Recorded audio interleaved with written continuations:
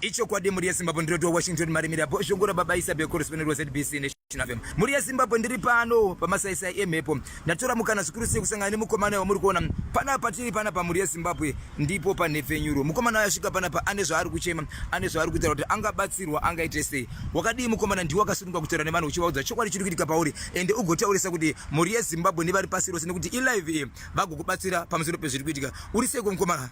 Makadiba mnini. Yes, muri sese. Ndinofara ini. Anditika. Chokwadi. Ndiri kutaura nani? Na Naison Kakonya. Naison Kakonya. Chokwadi. Munobva kupi ngoma wangu? Ndobva kuDarweni. kuDarweni. Chokwadi. Right, iko zvino zvinasi masvika pano pa ZBC. Dambudziko bamnini ndasangana. Dambudziko nderei? Ndakamboshanda muborotero. Kushanda kwandakaita pambari payati. Ndakamborwara netsingizi chekutanga kumeso kwangu. Tsingizi chi? Dzinenge inda dzaita zveku. Dzinenge inda? Dzaita zvekubuda kumeso kwangu. Ndikabva ndazuzu. Pora. Dzaibuda kwakavanzika? All right. Ndapora tsingidzi dziedzi. Pakandazoona mwana wemurungu achisvika kwandira. Tsingidzi dzaibuda pai? Dzaibuda kumeso chako. Dzaibuda kuno kuchetoko. All right. Ndazoona mwana wemurungu achiuya kwandiri zvikanzi unoona wewe ndatumwa naamai. Ndikuudze kuti wewe mangwana makuseni paunomuka tenderera kupi seru. Ukaona nhengera rekutanga. Cheka bhachi rako. Isa nhengera rekutanga riye. Uchaona rechituru. Cheka nhengera chi? Mbava rehuku. Wakanzi nemwana wemurungu tenderera kuseri uku.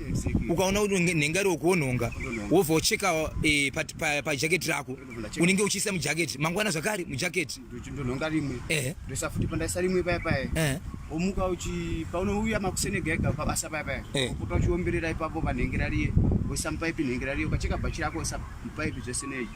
Saka kana wasodzoka manje unenge uchiomberera pachi ipapo manje paipi kwai unoomberera uchiti chi? Mamuka sei amai kana uri makuseni masikati maswera sei amai. Kwainzi amai kwete mwana kwete baba sekuru. Painzi amamuka sei amai. Pamba apa pana amai varipo amai. All right. Saka una kubvunza here kuti amai vamuri kuti nditi mamuka sei kuna amai panhenga rehuku zvinorevei?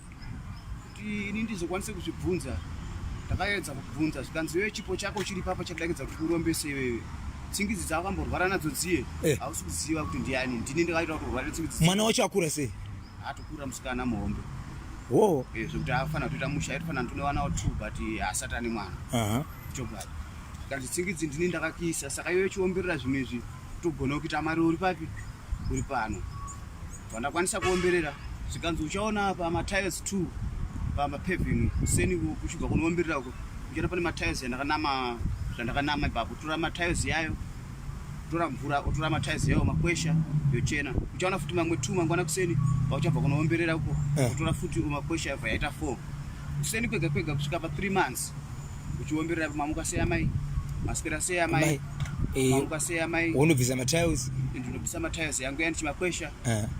Saka ndakamakwesha zve1 day payachena andina kuzombodzokera futi kuno makwesha kuti anga unamira zve1 day akavanamira 1 day mangwana acho vanamirira apo pandapedza kwesha 1 day panapa pandakwesha futi apo ndichito ndikabva uko kunoomberera ndichiuya ndichikwesha chi pa 2 days pandakwesha yekutanga pandakwesha yechi2 pazvapfuura kusvika pa 3 months ndodzanga andudza kuti unofanira kuomberera zvinhu izvozvo kusvika 3 months dzakwana. Kana dzakwana inenge ndichisiziva ndozopawo mugove wako pazvinhu zvipi izvozvo. Imaudziro akandiita kuti kuomberera kwauri kuita uku ichipo chako chandakadza kuti kurombese iwewe chipo chako hakukwanisa kuita sei kuchirombesa iwewe. Saka ini ndikakwanisa kuzviita inini ndokwanisa kukurombesa ndokuitisawo chi mari. Ndabva ndaitawo sekudaro zveshuwa ndodambudziko randauya naro bamnini wangu izvo zviri akutondishungurudza kuti chakwanisa kutsvaga mukadzi handichakwanisa. Saka dambudziko riri kuitika pauriko zvino chii chauri kurwarewo? Dambudziko usiku ndigona kutorota pamwe pacho pamwe nditore mukadzi ndisina mukadzi mona kuti ndichikwanisa kutsvaga mukadzi. Ko musikana uyo aita nokurombesa paukamudza kuti ini ndakurwara akati chii? Ndakarwara netsono dzemudumbu. Ndakamudza kuti ini ndakurwara netsono ndikarara kana nesaidi iri ndikarara nesaidi ndangachakwanisa kana kapu yetea porridge ndangachakwanisa kana kuipedza. Ndakaita 2 weeks. Pawaishanda paupiwa mari? Ndaipiwa 150 pamwedzi. Izvozvi pawabva wasiya basa wegere kandiwanzimira? Ndakasiya basa nekurwara. Wakapiwa here mari yako? Handina. Kwanzi kudi? Hanzi kwaishanda kudhara ko kwanga usingapiwe mari saka kunoku hatikupiwa mari. Ndikati munoona inini kwandaishanda kudhara ko kuti muzondifonera ini ndiuyewo kunoku ndakashanda zvinenge zve2 months chete naye murume upi iyeyo saka kunoku mimi zvandashanda nemi zve4 years 5 years ndachiuyawo ndadzoka semunhu ndanga ndichirwara chindipaiwa mari yangu yemakore kanzi hatisi kukupa isi panapa hati kwanga ushanda unopiwa mari yako yemakore ndopawakazondipa chi manhen'era zvikanzi manhen'era yako ngochiomberera achitakura achidzokera kumba. Saka zvese nditori nazvo panapa. Manhen'era bachira ndakacheka zvese nditori nazvo panapa. Saka zvakuti ndishungatsvaga mukadzi ndichida iso. Manhenga unawo ipapo? Nditori nayo panapa. Ari kupi? Ari mubhegi. Chora turi manhenga iwe. Nditori nayo ari mubhegi. Saka manhenga uri kufa iwe wakanzigara nawo pese paunenge uri. Ana kuzigara nawo pese pananga ndiri asi patime ndakadzoka ndichibva kumusha kuyoko. Pakasvika nditi ndakatsenangudzira kuti ndise munhu nanga ndichirwara ndadzokawo. Manditisawo zvakati ndakaitawo zvishuwa zvamuri kuziva. Zvikanzi kunoku panapa tichakuda pabasa takatisa kugara munhu takuda manhenga yako enda ibva panapa. Ndatakurawo zvishuwa ndoendi naye yakutondishungurudzawo ndakutotadza kuti ndoitawo sei. Tendera uende kusedu.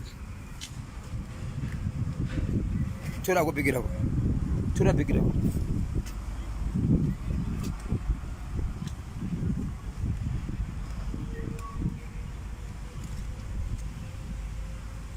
Saka ndo jaketi wakadambura ere? Ndo jaketi ndakadambura ere. Ndo manhenga aya? Ndo manhenga yacho. Ndo waiomberera aya? Ndaiomberera mamuka seya mai, maswera seya mai. Ndaiomberera. Bachira ndakacheka racho. Iri ndo bachira wakacheka? Bachira ndakacheka. Saka pakucheka akandudza kuti unocheka side. Wapota paunongochiomberera kuti wacha nhenga riye. Uroma, parinenge raoma paunochimutsa kuti mamuka seya mai. Uchinjawo iro raunenge wakamboisa, uchisawo rakachena, uchingodaro. Iri paunowacha iri nengere wanenge wakapfeka. Paunobvisawo iri choma, iri wanenge wakapfeka uchingochinja chete zvese. Zvinhu zvakaita nevabereki vemwana ere kuti mwana ndiye akakuitira izvi? Mwana ndiye akandisa izvozvo. Vabereki vako vakavaudza ere kuti ndo zvawaitwa nemwana? Handina kuvaudza. Ndokuda kuti inini ndakazonge ndakuchitywa kuti ndambobata netsingidzi saka maybe zvakunditaurira ichi. Uri kuda netsingidzi uri kutaura zvinonzi zviko. Zvindakwenya zvinoita kwakavanzika uko.